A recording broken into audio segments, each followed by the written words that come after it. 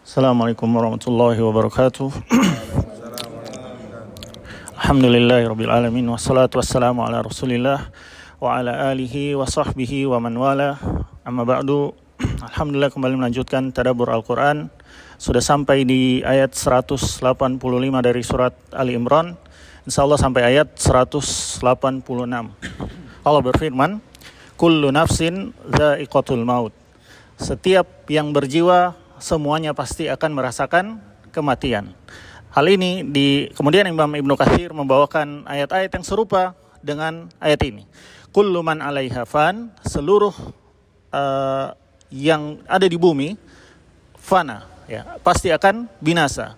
Wa yabqa wajhu rabbika dzul jalali wal ikram. Yang kekal hanyalah wajah Tuhanmu yang memiliki kebesaran dan kemuliaan. Juga sebagaimana firman Allah, innaka mayyitun, sungguh engkau wahai Rasul yang Allah cintai, ya, kekasih Allah, ya, mayyit, pasti akan mati. Wa innahum mayyitun, demikian juga umatmu seluruhnya akan mati. Juga sebagaimana Allah berfirman membantah orang-orang kafir, wa ma ja'alna li basyarim min qablikal khuld, tidak pernah Allah jadikan seorang makhluk pun sebelummu wahai Rasul, ya, khuld, ya, kekal. Afa imit, ya, kalau engkau saja yang meninggal, kalau Rasul SAW meninggal, padahal beliau ada Rasulnya, kekasih Allah yang paling Allah cintai dari seluruh makhluknya, fahumul khalidun, apakah mereka merasa akan kekal, tidak akan pernah mati? Tidak, ya. Artinya hanya Allah sendiri yang maha hidup, yang kekal, tidak pernah mati.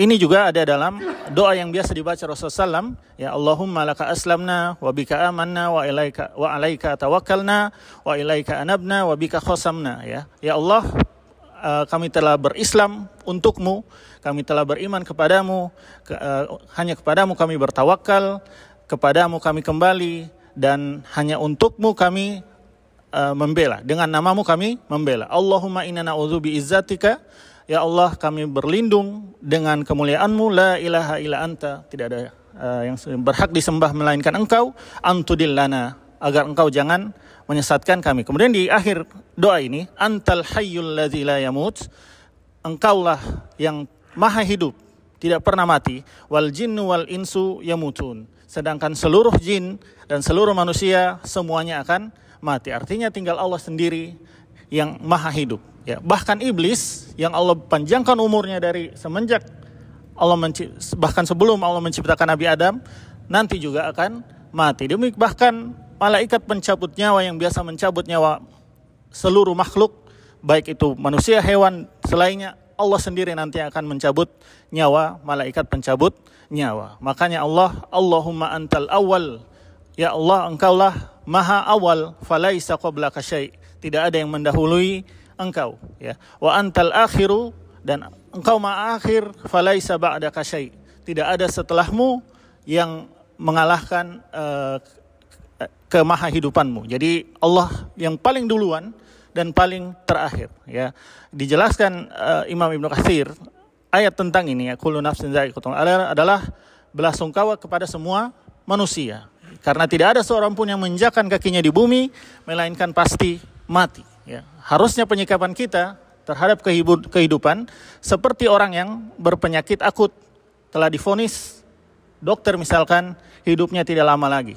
Jauh-jauh sebelum dapat vonis dari dokter, Allah sudah vonis seluruh manusia pasti akan mati. Maka jangan sampai kesehatan memperdayai kita sehingga merasa masih hidup masih lama, padahal bisa jadi kematian tinggal sebentar lagi. Berapa banyak yang menganggap masih sehat, tiba-tiba siangnya sudah wafat, bahkan sebelum siang sudah wafat. Inilah pentingnya bagi kita untuk senantiasa mengingat kematian, agar kita menyibukkan diri pada apa yang akan kita hadapi setelah kematian, bahkan pada saat proses kematian. Karena Rasulullah SAW bersabda, innamal a'malu bi khawatimiha, sungguh hakikat amal seseorang pada saat terakhir, apa yang dia amalkan terakhir. Jika ia kafir di detik-detik terakhir hidupnya, baru dia mendapati sakarat, berarti dia su'ul khotimah. Sebaliknya jika ia bertobat, beramal soleh di akhir hidupnya, di 1 detik terakhir sebelum dia sakarat, maka dia husnul khotimah. Makanya Allah berfirman, wa ja'at sakratul mauti bil haq, akan datang sekarat dari kematian itu dengan sebenar-benar. Kadzalika ma kunta minhu tahid, itu yang selalu kalian lari darinya seumur hidup kalian. Juga sebagian firman-Nya, kalla idza balaqatit taraqi wa qila man raq, sekali-kali tidak, nanti nafasmu akan sampai di kerongkongan dan nanti akan dikatakan, malaikat akan berkata kepada kamu, man raq, siapa yang mau meruqyah, siapa yang mau menyembuhkan. Tidak ada lagi. Dan dia sudah tahu, wadzanna annahul firaq, dia sudah tahu pada saat itu pasti dia akan mati. Ya, wattafatis saqu bisaq, kakinya sudah menempel, sudah tahu ruhnya sudah naik ke atas, ya. Ila rabbika yauma idzil masaq, pada hari itu dia dihalau, ya, Tuhannya. Ya, jadi ketika saat itu ujian terakhir, kita pada kondisi yang paling lemah. Ya, nafas mungkin tinggal sejarum, ya, setipis jarum, sulit untuk menarik dan membuang nafas. Adakah kita bersabar dan tetap menyandarkan hati kita kepada Allah? Sedangkan Rasulullah SAW bersabda, di akhir hayatnya, la ilaha illallah innalil mauti sakarat. Pada setiap kematian pasti ada sakaratnya, pasti ada masa-masa sekarat. Di masa-masa sekarat itu ujian terakhir bagi kaum muslimin. Kata Sufyan Ats-Tsauri, untuk masa inilah aku dahulu bersusah payah bangun malam, aku dahulu susah-susah sholat, memperbanyak zikir, hanya untuk di saat tersebut agar Allah beri hidayah dan mengucapkan kalimat tauhid. Ya, jadi untuk saat itu saja, untuk saat sekecil itu kita mempersiapkan diri kita agar semoga kita husnul khotimah. Kemudian Allah berfirman, wa innama tuwaffawna ujurahum yaumal qiyamah.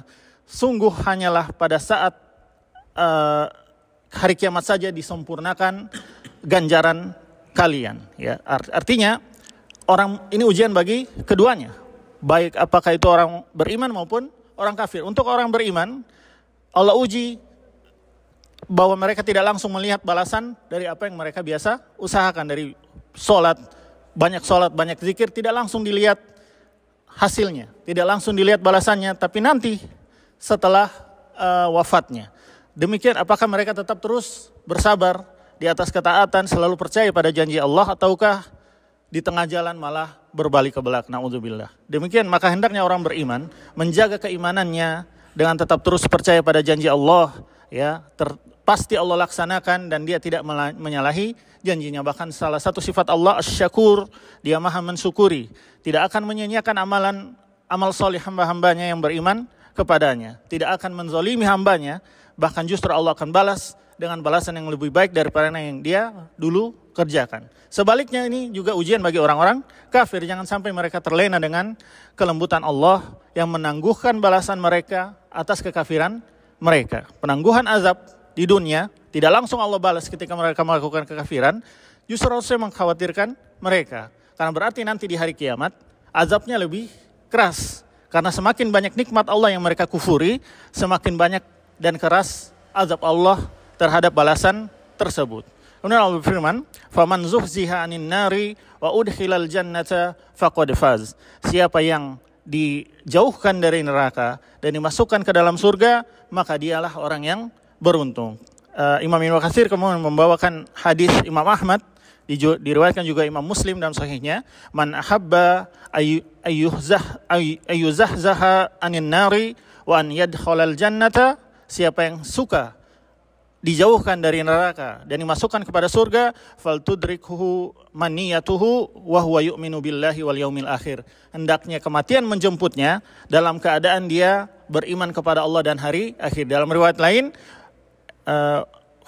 falta'tihi maniyatuhu wa huwa yashhadu an la ilaha illallah wa anna muhammadan abduhu wa rasuluh. Hendaknya kematian mendatanginya pada saat dia tetap menjaga persaksian syahadatnya. Artinya tidak dibatalkan syahadat itu seumur hidupnya, di nafas terakhir tidak pernah batal syahadat, tidak melakukan kesyirikan, tidak melakukan kekafiran, ya, dan tidak membatalkan pula persaksian bahwa Muhammad adalah hambanya dan rasulnya. Artinya tidak mengkufuri syariat Rasulullah SAW. Jadi dua syarat. Itu syarat pertama. Syarat kedua, wal ya'ti ilan nasi alladzi yuhibbu ayyu'ta ilaih. hendaknya dia mendatangi manusia, memperlakukan manusia sebagaimana ia cinta untuk diperlakukan sebagaimana dia cinta untuk diperlakukan, maka dia melakukan seperti itu kepada manusia. Artinya ini dua, ya, iman dan akhlak. Hubungan kita kepada Allah baik dan hubungan kepada manusia juga baik. Di sini disebutkan ilan nas, kepada manusia, muslim maupun kafir, ya. Muslim maupun kafir. Tidak disebutkan wal ya'ti ilal muslim, tidak. Datangi seluruh manusia sebagaimana dia suka dipergauli. Pergauli manusia sebagaimana dia suka dipergauli. Kalau dia wafat dua ini, ya, imannya dijaga sampai akhir hayat dan akhlaknya dikenal seumur hidupnya. Kalaupun tidak, di akhir hayat minimal dia bertobat dari seluruh akhlak buruknya dan di akhir hayat punya niat untuk melakukan ini, insya Allah diterima amalnya, ya. Kemudian Allah berfirman, wa mal hayatud dunya illa mata'ul gurur. Tidaklah kehidupan dunia itu kecuali kesenangan yang menipu. Kata Qatadah, dunia merupakan kesenangan yang pasti ditinggalkan, tidak lama. Kemudian beliau bersumpah, demi Allah yang tidak ada sesembahan yang berhak disembah selain Dia, dunia ini pasti menyurut, hilang dari pemiliknya. Maka hanya jadikanlah dunia ini sebagai sarana untuk taat kepada Allah jika kalian mampu. Wala haula wala quwata illa billah. Sedangkan kita tidak punya kekuatan untuk bisa melakukan ketaatan, melainkan harus dengan pertolongan Allah. Kemudian kata Imam Ibnu Katsir, makna ayat ini adalah untuk mengecilkan dunia dan meremehkan urusannya. Semua masalah dunia pasti lenyap, pasti rendah, pasti sedikit, pasti rusak, kata Imam Ibnu Katsir. Kemudian membawakan ayat-ayat yang serupa, bal tu'sirunal hayatad dunya wal akhiratu khairu wa abqa. Tapi orang-orang kafir itu mendahulukan kehidupan dunia daripada akhirat, sedangkan akhirat lebih baik dan lebih kekal. Dan juga sebagaimana firman Allah, wa ma utitum min syai'in famata'ul hayatid dunya wa zinatuha. Apa saja yang Allah berikan kepada kalian, ya, maka itu hanyalah kesenangan dunia dan perhiasannya. Wa ma indallahi khairu wa abqa. Sedangkan di sisi Allah, pahala di sisi Allah lebih baik dan lebih kekal, ya. Sebagaimana dalam hadis juga disebutkan, wallahi, kata Rasulullah SAW, demi Allah, mad dunya fil akhirah, tidaklah dunia dibandingkan dengan akhirat, ya, illa kama yaghmisu ahadukum isba'ahu fil yam. Seperti dia memasukkan jarinya ke lautan, falyanzur bima tarji'u ilaih. Kemudian dia angkat, dilihat berapa banyak dari lautan itu yang menempel di jarinya, itulah dunia, lautan itu akhirat, ya. Yang menempel di akhir itu cuma dunia. Sebagaimana juga Rasulullah SAW, Allah menyimpan 99 rahmatnya di akhirat, satunya di dunia. Cuma satu banding 99. Itu pun masih kalah dengan permisalan ini. Ya, 99-nya nanti di akhirat. Nanti disempurnakan Allah di akhirat. Satunya itu di dunia, kita mendapati ibu menyayangi anaknya, bahkan termasuk binatang paling buas sekalipun menyayangi anaknya sendiri, ya. Jadi rahmat Allah dikasih lihat cuma sedikit di dunia. Nanti Allah sempurnakan nanti di akhirat. Kemudian di ayat selanjutnya, tublawunna fi amwalikum wa anfusikum. Dan kalian akan diuji, akan Allah uji terhadap harta dan diri kalian. Nah, ini seperti firman Allah dalam surat Al-Baqarah, ya, walanabluwannakum bisyai'im minal khaufi wal ju'. Dan kami akan uji kalian sedikit dari ketakutan dan kelaparan. Jadi seluruh dunia yang sekarang takut, yang sekarang berada di zona perang, itu baru sedikit, kata Allah. Wal ju'. Demikian pula ada sebagian lain dari dunia yang kelaparan, ini juga baru sedikit dibandingkan ujian-ujian dari umat terdahulu. Wa naqsim minal amwali wal anfusi was samarat. Dan akan dikurangi harta kalian sebagai ujian dari Allah. Wal anfus, bagaimana pengurangan jiwa? Bisa karena penyakit, ya. Jadi kesehatan yang berkurang, bisa juga karena diambil orang yang kita cintai. Apakah itu orang tua kita, istri kita, anak kita, akan diuji. Mungkin kita akan dapat seumur hidup kita diambil. Rasulullah SAW sendiri, ada orang diuji dari seluruhnya. Seluruh wilayah, orang tua, istri, orang tua, anak, bahkan laki-laki dua, Allah ambil semuanya di zaman beliau. Jadi ketika beliau hidup, jadi untuk menghibur diri kita bahwasanya ada pahala di balik hal tersebut. Kita harus siap untuk diuji ya. Karena sudah ditakdirkan kapan waktu untuk uji, maka kita harus siap sebelum datang ujian, menyiapkan keimanan kita agar ketika datang ujian kita siap menghadapinya dengan keimanan ya. Makanya ujian dari Allah sekadar dengan tingkat keimanan seseorang. Jika agamanya kuat, keimanannya kuat, ujiannya lebih kuat daripada yang lain. Sebagaimana Rasulullah SAW adalah orang yang paling besar ujiannya dibandingkan manusia yang lain, padahal beliau orang yang paling tinggi keimanannya. Makanya dan juga hendaknya kita ingat ketika mendapati ujian, sabda Rasulullah SAW, innamas sabru indas sodomatil ula, sesungguhnya kesabaran itu yang dihitung, kesabaran yang hakiki ada pada saat goncangan yang pertama. Ketika pertama kali kita dengar musibah, ketika pertama kali kita menimpa musibah kepada kita, detik pada saat itu juga ujian kesabaran. Apa yang pertama kali kita ucap? Apakah melaknat, mengucapkan kata kotor, atau beristighfar, atau ridho kepada Allah, atau minimal diam, ya, hatinya menahan tidak melakukan sesuatu yang dimurkai Allah, ya. Asbabul wurud hadis di atas itu adalah seorang wanita yang kehilangan anaknya, mungkin masih bayi itu yang kehilangan, dia menangis di kubur anaknya tersebut sampai ada suara di belakangnya, bertakwalah kepada Allah, bersabarlah dan bertakwalah engkau kepada Allah. Dia malah marah. Yang mengalami ini saya bukan Anda. Ternyata dia balik, itu yang menasihati adalah Rasulullah Sallallahu Alaihi Wasallam. Dia akhirnya merasa bersalah, balik menghadap Rasulullah SAW. Akhirnya beliau bersabda, innamas sabru inda sodmatil ula, sesungguhnya kesabaran yang dihitung adalah pada saat kejadian itu berlangsung. Jadi engkau telah menyia-nyiakan hal tersebut. Dinasihati Rasulullah SAW, harusnya tidak perlu lihat. Kalaupun dapat nasihat, apalagi ini Rasulullah SAW, diterima kalau benar. Kalau tidak, ya jangan langsung mengusir. Bahkan ini mengusir Rasulullah SAW. Kemudian Allah berfirman, wala tasma'unna minal ladzina utul kitaba min qablikum wa minal ladzina asyraku adzan katsira. Ini ujian kedua. Ujian tadi tentang kita sendiri, ya, yang langsung Allah dari kita. Yang ini melalui hamba-hamba Allah yang lain, ya. Ujian yang Allah titipkan melalui hamba-hamba Allah yang lain. Kau akan mendengar dari orang-orang ahli kitab, utamanya Yahudi, yang paling parah ujiannya terhadap kaum muslimin, wa minal ladzina asyraku, dan orang-orang musyrik, ya, adzan katsira, mengganggumu dengan gangguan yang banyak, ya.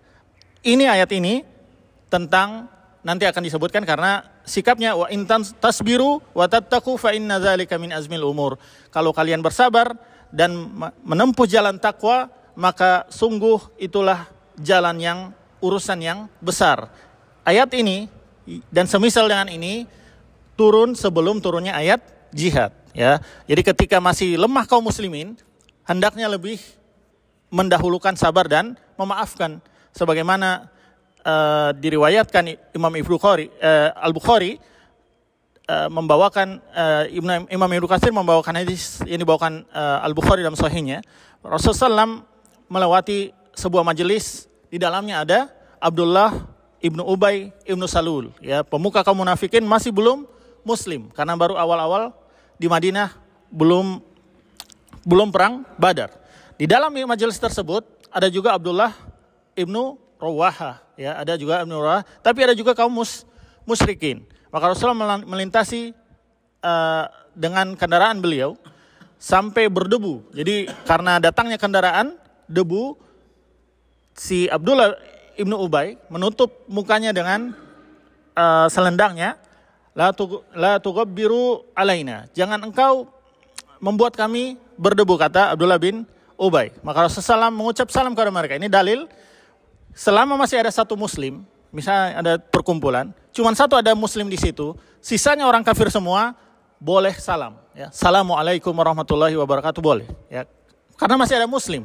Jadi dengan keberadaan muslim, semua yang satu majelis tersebut didoakan, ya. Ini diambil dalilnya bahwasanya selama masih ada satu muslim, boleh mendahulukan salam. Ini Rasulullah SAW mendahului salam. Kemudian beliau berhenti, turun mendekati mereka, berdakwah, menyuruh mereka mengesahkan Allah dan membacakan mereka Al-Quran. Kata Abdullah bin Ubay, ya, ayyuhal mar, ya, wahai lelaki, innahu la ahsana mimma taqulu, aku tidak bisa mengucap yang lebih baik daripada apa yang kau ucap, in kana haqqan, kalau saja benar. Lihat di sini dari awal saja sudah ragu-ragu dengan kebenaran. Fala ta'zuna bihi fi majalisina, jangan ganggu majelis kami ini. Irji ila rohlik, balik saja, kembali ke kendaraanmu. Faman ja'aka faqsus alaih, siapa yang mengikutimu nanti pulang, yang datang padamu, baru silahkan engkau cerita padanya. Jangan cerita di sini, kata Abdullah bin Ubay. Ditimpali oleh Abdullah bin Rawaha.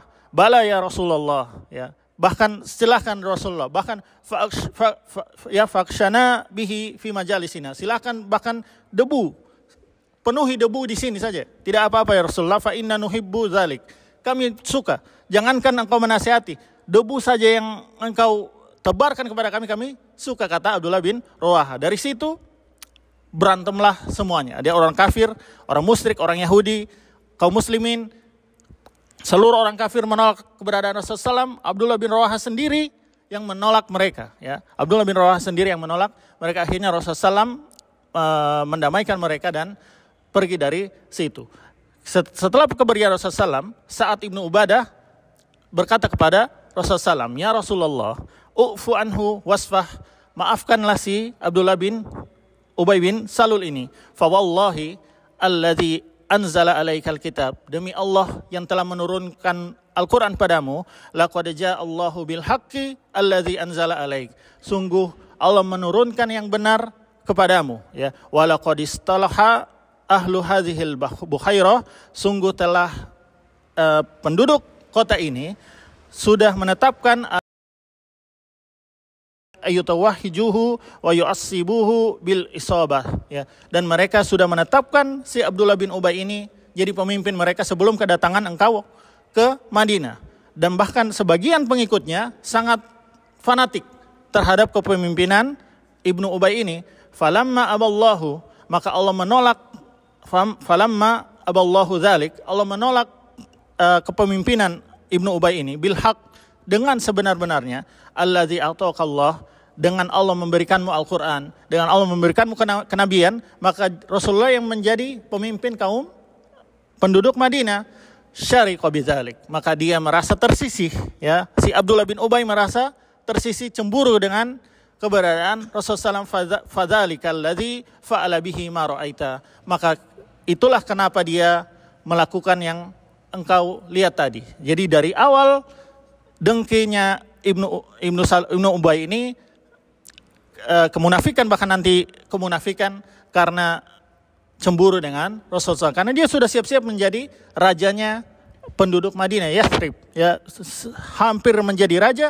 Tiba-tiba Allah putus di tengah-tengah bahwa Rasulullah yang akan memimpin mereka, hingga akhirnya Rasulullah diizinkan untuk berperang, maka menang di perang Badar. Dan Abdullah bin Ubay dan pengikutnya, kita harus ikut orang ini, kalau tidak kita akan dipenggal. Makanya mereka pura-pura masuk Islam dan jadi komplotan kaum munafikin. Yang paling kita perhatikan di ayat tadi, wa intasbiru wa tattaqu, kalau kalian bersabar dan kalian bertakwa, fa inna dzalika min azmil umur, sungguh itu perkara yang sangat agung, sangat yang besar. Bahkan ini adalah sikapnya ulul azmi, makanya disebut ulul azmi, ya. Nabi Nuh, Nabi Ibrahim, Nabi Musa, Nabi Isa, dan Rasulullah SAW adalah 5 orang yang paling berat ujiannya dihadapkan dengan makhluknya.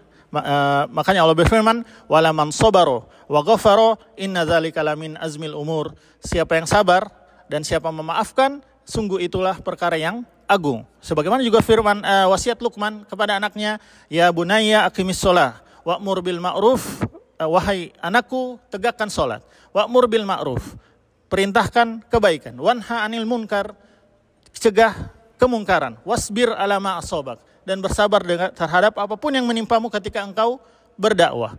Inna dzalika min azmil umur, sungguh bersabar itu dan sibuk dengan kebaikan adalah perkara yang besar. Makanya Allah mewasiatkan Rasulullah SAW, fasbir kama sabara ulul azmi minar rusul, bersabarlah engkau wahai Rasul sebagaimana sabarnya ulul azmi dari kalangan para rasul. Kita lihat Nabi Nuh bersabar 950 tahun berdakwah.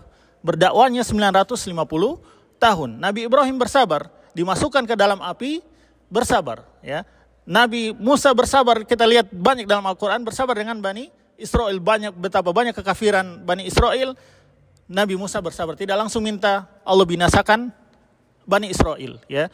Nabi Isa apalagi hendak dibunuh oleh Bani Israel, mendapat gangguan seumur hidup. Semua ini Nabi, termasuk Rasulullah SAW, diuji dengan ujian yang besar ketika menghadapi objek dakwahnya. Maka dia fasbir kama sabara ulil azmi minar rusul. Bersabarlah engkau wahai Rasul sebagaimana sabarnya ulul azmi dari kalangan Rasul. Demikian, semoga bermanfaat. Wassallallahu ala nabiyina Muhammadin wa ala alihi wa sahbihi wasallam. Subhanakallahumma wa bihamdik asyhadu an la ilaha illa anta astaghfiruka wa atubu ilaik. Wassalamualaikum warahmatullahi wabarakatuh.